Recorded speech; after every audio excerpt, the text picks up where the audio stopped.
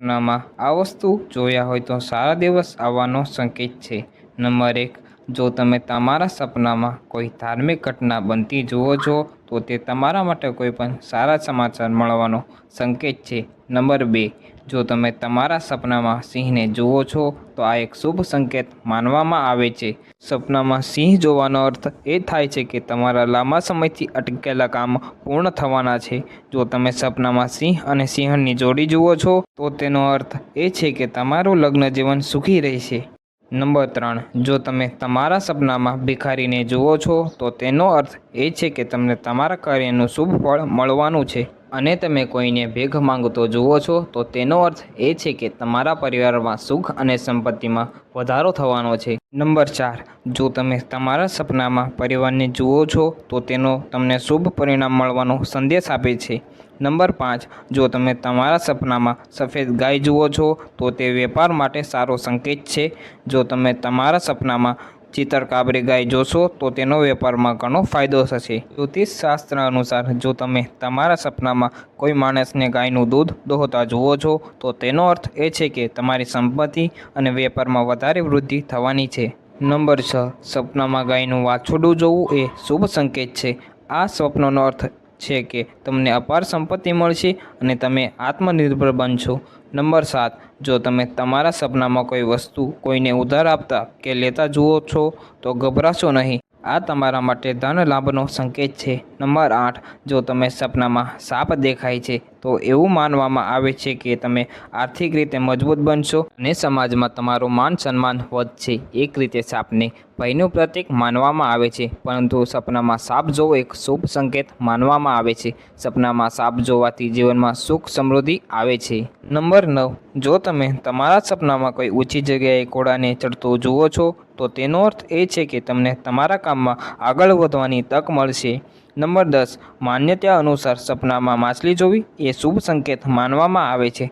તમારા સપનામાં માછલી જોવાનો અર્થ એ છે કે તમને ખૂબ જ ટૂંક સમયમાં અપાર ધનની પ્રાપ્તિ થશે. નંબર 11, જો તમે તમારા સપનામાં બંધ તિજોરી જુઓ છો તો તે તમારા માટે ધન વૃદ્ધિનો સંકેત છે. બીજી બાજુ જો તમે તમારા સપનામાં તૂટેલી તિજોરી જુઓ છો તો તે તમારા માટે વ્યવસાયમાં વૃદ્ધિનો સંકેત છે. નંબર 12, જો તમે તમારા સપનામાં તમારા શહેરમાં વરસાદ થતો જુઓ છો તો તે સમૃદ્ધિ સૂચવે છે. નંબર 13, સપનામાં મધમાખી જોવી એ એક શુભ સંકેત માનવામાં આવે છે. જો તમે તમારા સપનામાં મધમાખીનો મધપૂડો જુઓ છો તો તેનો અર્થ એ છે કે તમારા પરિવારમાં પ્રેમ અને એકતા વધશે. પરિવારમાં દરેક વ્યક્તિ એકબીજા સાથે સારો વ્યવહાર કરશે. નંબર 14, જો તમે તમારા સપનામાં સ્ક્રેચ જુઓ છો તો તે તમારા શરીરના સ્વસ્થ હોવાનો સંકેત છે. નંબર 15, જો તમે તમારા સપનામાં વાવાઝોડું જુઓ છો તો તે કોઈ પરેશાનીમાંથી છુટકારો મેળવવાનો સંકેત છે.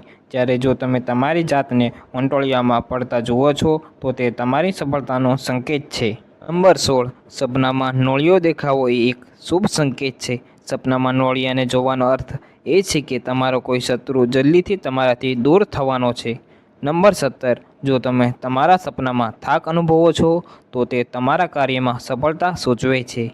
નંબર 18, જો કે યમરાજ વિશે વિચારવું પણ ડરાવી દે છે, પરંતુ જો તમે તમારા સપનામાં યમરાજને જુઓ છો તો તે ગભરાશો નહીં, કારણ કે તે તમારા માટે બીમારીઓથી મુક્તિનો સંદેશ સૂચવે છે. નંબર 19, જો તમે તમારા સપનામાં કોઈ ગરોળી તમારાથી ડરીને ભાગતી જોવા મળે છે તો તેનો અર્થ શુભ સંકેત માનવામાં આવે છે. આ સંકેતનો અર્થ એ છે કે તમારા માર્ગ પર આવનારી મુશ્કેલીઓ ટળી ગઈ છે. નંબર 20, જો તમે તમારા સપનામાં શમશાન જુઓ છો તો તે તમારી ઉંમરમાં વધારો થવાનો સંકેત છે. જ્યારે જો તમે તમારા સપનામાં અંતિમ યાત્રામાં ચાલતા હોય તો તે તમારા માટે નસીબમાં વૃદ્ધિનો સંકેત છે. નંબર 21, જો તમે તમારા સપનામાં પ્રગટાવેલો દીવો જુઓ છો તો તે તમારા માટે સન્માન પ્રાપ્ત કરવાનો સંકેત છે. નંબર 22, જો તમે તમારા સપનામાં કપૂર સળગાવવું જુઓ છો તો તે તમારા માટે વ્યવસાયમાં પ્રગતિની નિશાની છે. નંબર 23, જો તમે તમારા સપનામાં લીલો પોપટ દેખાય છે, સ્વપ્નનો અર્થ છે કે તમારું સૌભાગ્ય ખૂબ જ જલ્દી વધવા જઈ રહ્યું છે. નંબર 24, જો તમે તમારા સપનામાં કમળનું ફૂલ જુઓ છો તો તે પણ તમારા માટે જ્ઞાન અને ધન પ્રાપ્ત કરવાનો સંકેત છે. નંબર 25, જો તમે તમારા સપનામાં ઊંચા વૃક્ષો જુઓ છો તો તે તમારી ઈચ્છાઓ પૂર્ણ થવાનો સંકેત છે. નંબર 26, જો તમે તમારા સપનામાં ફકીર જુઓ છો તો તે તમારા કાર્યમાં સફળતા સૂચવે છે, જ્યારે જો તમે તમારા સપનામાં ભગવાન જુઓ છો તો તે તમારી મનોકામના પૂર્ણ થવાનો સંકેત આપે છે. નંબર 27, જો તમે તમારા સપનામાં અંતર લગાવતા જુઓ છો તો તે સારા પરિણામ મળવા અને માન સન્માન મળવાનો સંકેત છે. નંબર 28, જો તમે તમારા સપનામાં કબૂતર જુઓ છો તો તે એક સારા સમાચાર છે. સપનામાં કબૂતર જોવાનો અર્થ એ છે કે તમને કોઈ જૂની અસાધ્ય બીમારીથી રાહત મળવાની છે. તેવી જ રીતે લોકો માને છે કે ઘરની છત પર કબૂતરને જોવું એક શુભ સંકેત માનવામાં આવે છે અને તે તમારા ઘરમાં સુખ અને સમૃદ્ધિ લાવે છે. નંબર 29, જો તમે તમારા સપનામાં ઊંચા પર્વતો જુઓ છો તો તે ખૂબ જ મહેનત કર્યા પછી તમારા કાર્ય સફળતા અથવા સિદ્ધિનો સંકેત છે. નંબર 30, જો તમે તમારા સપનામાં તમારી જાતને ખુરશી પર બેઠેલા જોશો તો તે નવી નોકરી મળવાની નિશાની છે, જ્યારે જો તમે કોઈ બીજાની ખુરશી પર બેઠેલો જોશો તો તે તમારા અપમાનની નિશાની છે. નંબર 31, જો તમે તમારા સપનામાં આસમાન જુઓ છો તો તે તમારા ઉચ્ચ પદ પ્રાપ્ત કરવાનો સંકેત છે, અને જો તમારા જાતને આસમાનમાં જુઓ છો તો તે તમારી લાંબી યાત્રાનો સંકેત છે. નંબર 32, જો તમે તમારા સપનામાં પક્ષીઓ જુઓ છો તો તેનો અર્થ એ છે કે તમે તમારી નોકરી અથવા કાર્યસ્થળમાં પ્રમોશન મળી શકે છે.